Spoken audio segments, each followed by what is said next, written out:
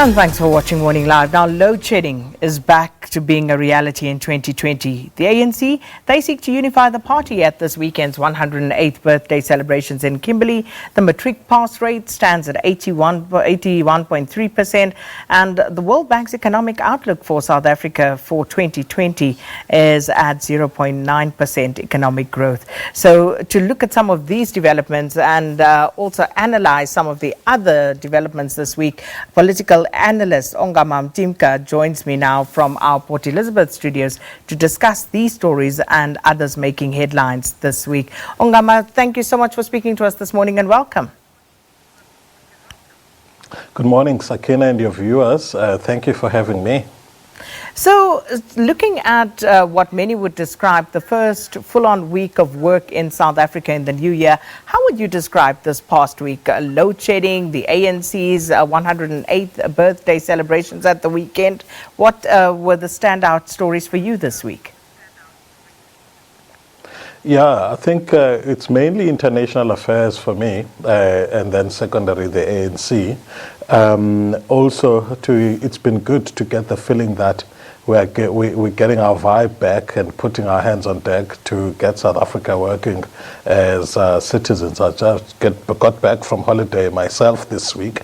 It's been great to watch people going back to work, and hopefully we turn things around this year.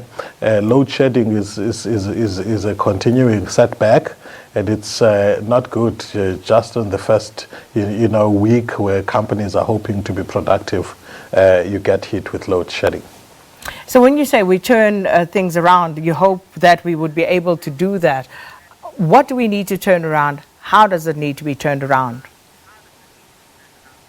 Great. Thank you so much for that, Sakina. So one of the things for me that kind of sets the tone for the year, both for government and the private sector, is the statement of the ANC, even though it's a party political platform, but the likely direction of government and the focus areas for the year you get from that statement. So what I'm hoping comes out of it, but also becomes our focus as a country, is to look into ourselves as a people and say, from an appreciative point of view, this is something we are busy with a group of people down in the Gocha area, where we say, let's go to communities not with the mindset of deficiency, and yes, these are poverty-stricken communities. Let's go with the mindset that says there are assets here, there are local skills, and what can people do in order to create inclusion for themselves, rather than wait for the transformation of big industries and value chains in order for them to participate. So what I hope we will do in terms of the national policy planning and inclusive growth is that we will look more inwardly, because research does show that when you grow local timber by way of businesses or skills bases or industries, you have a greater multiplier effect in terms of revitalizing economies. Because what happens is local businesses grow with their local suppliers, whereas if we have this approach that tends to focus on foreign investment a lot, we actually become just hosts of the development, but who benefits the most are global supply chains. And then I hope we get politics right. We do need to have some action taken against those that collapsed institutions here through state capture. So I hope that there will be actions there that ensure that those who are powerful are deterred from wanting to abuse state power. And then the ANC and government would actually get its act together in managing state-owned enterprises, so that at least government can do its enabling part when it comes to economic growth in South Africa.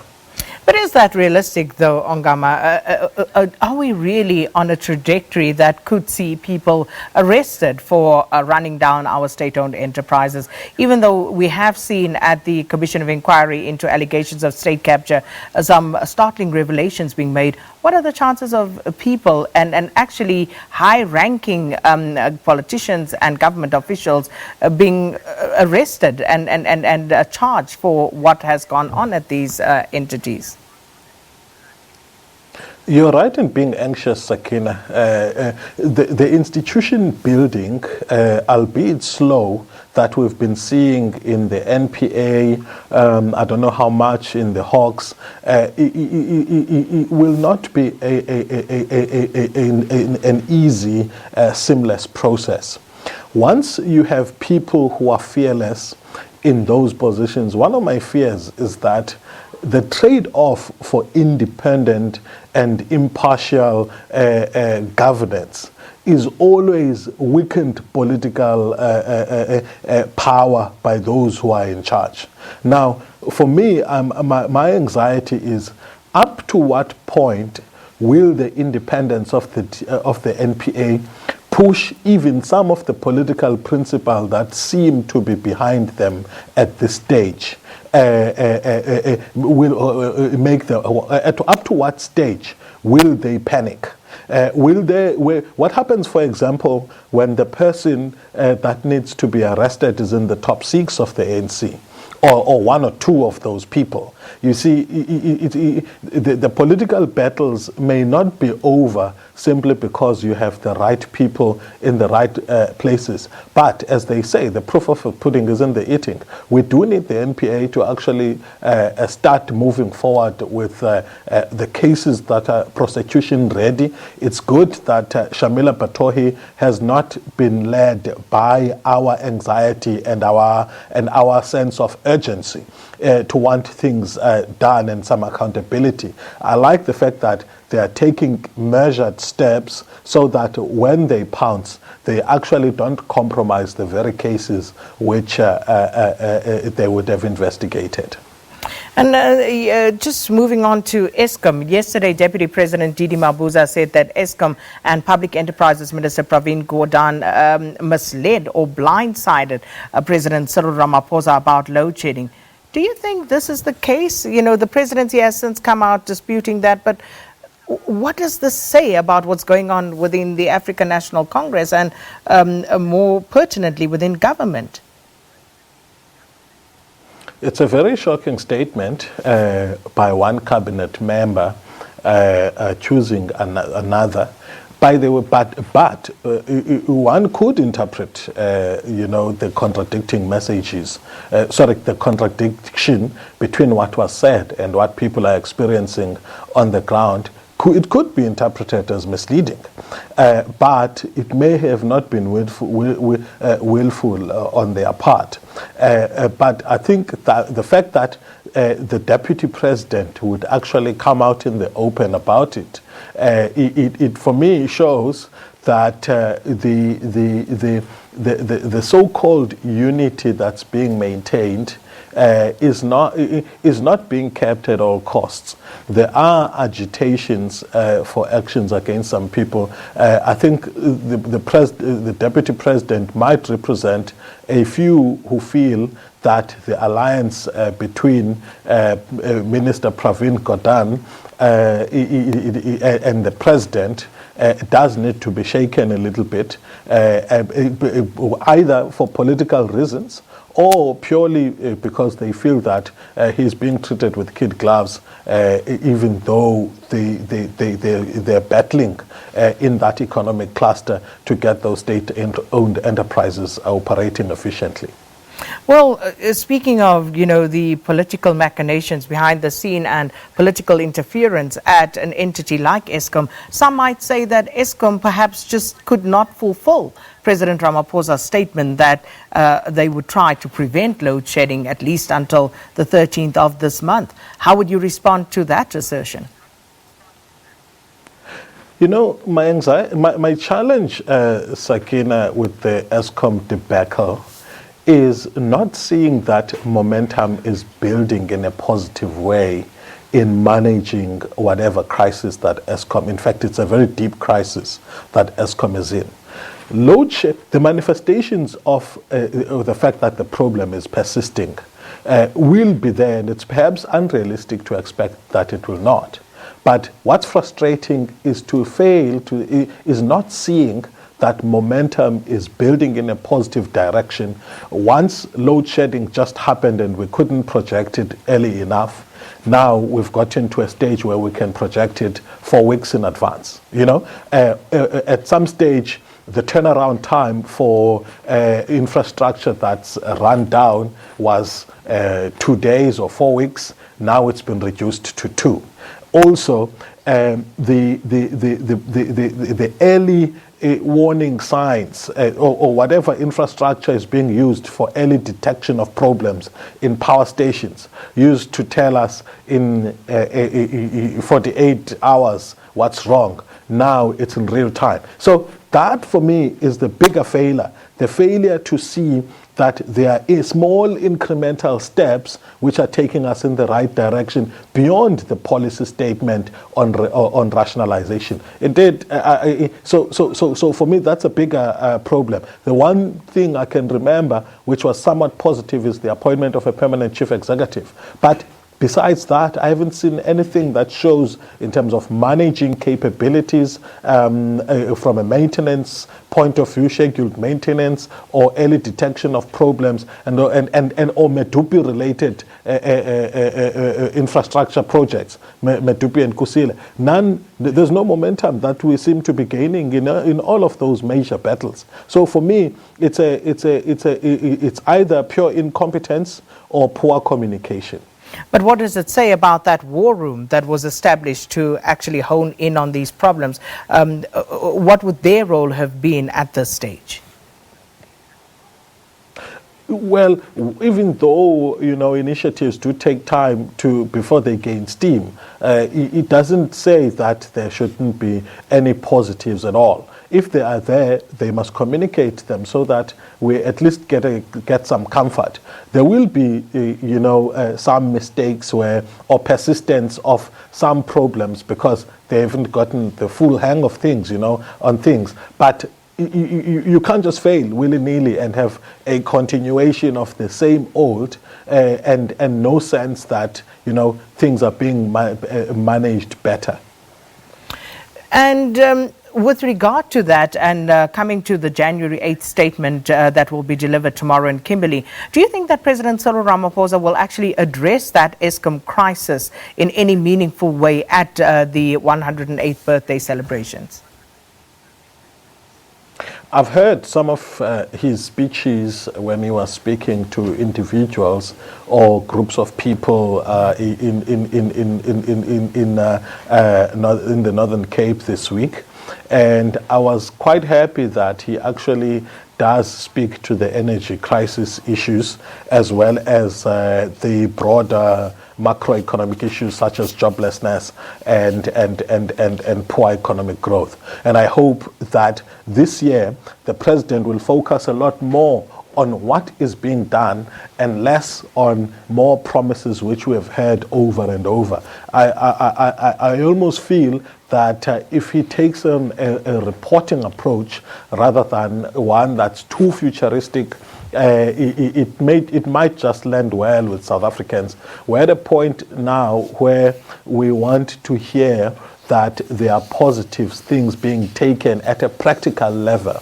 Don't tell us we will do this, that, and the other. Tell us what has been the outcome now of the initiatives that have been taken already, and I'm okay if promises are made on the basis of what already is taking place, rather than women need to get our maintenance right. I heard him talk about it. We need to get our maintenance right. Where are we now with getting that maintenance right? Have we improved early detection or early warning technologies that help us to understand? Have we improved the rate at which maintenance is being done? So I do expect him to touch on Eskom, the economy, but on a practical level too.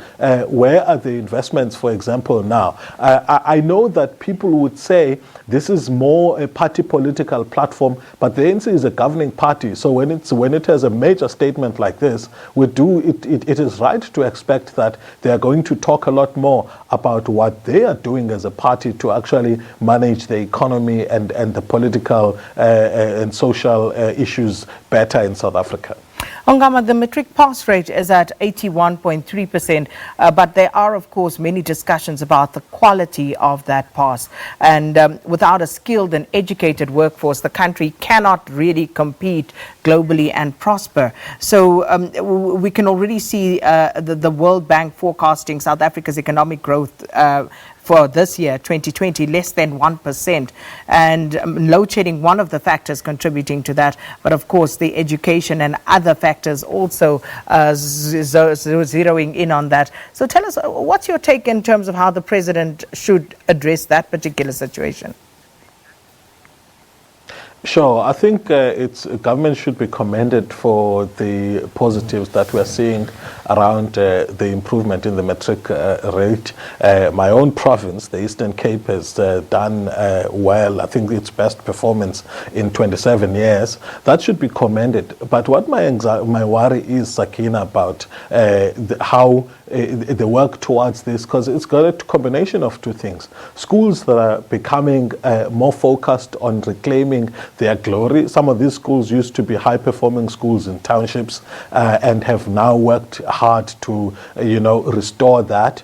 But on the other side is administrative manufacturing of results, where you find, for example, some of the things that we hear is that the students, the learners are compelled to not write subjects which they don't do well in the mid-year exams in schools. And that, for me, is tantamount to manufacturing the outcome. And what would happen is that a learner would be encouraged to do Matric over a 2-year period, as well as other things which are clearly administrative attempts at manufacturing the outcomes without, in fact, resolving the problems directly. So that's my anxiety about it. But I think we must commend the overall improvement.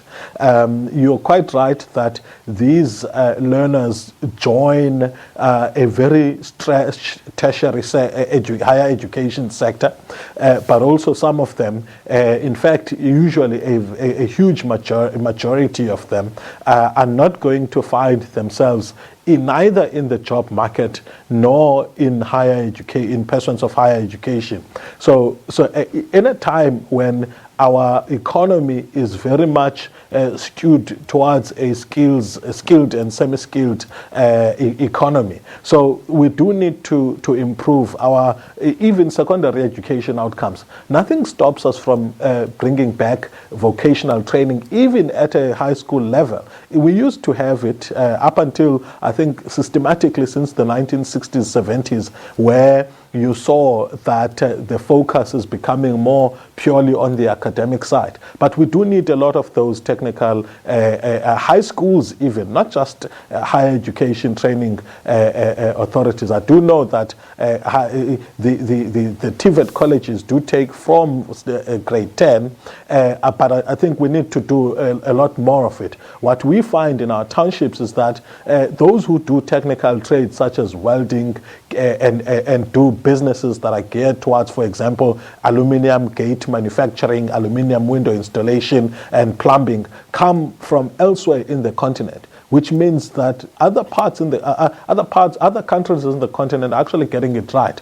And we also need to follow suit, because we need to empower learners living Matric with the skills to be able to survive, even if they don't go and pursue further studies in the higher education sector. The president, I think, can tell us what they are going to do to find greater allocations of funds more towards these TVET colleges, even though one expects that to be more in the state of the nation address and the national budget. Well, thank you so much, political analyst Ongama Mtimka, discussing with us some of the stories making headlines this week.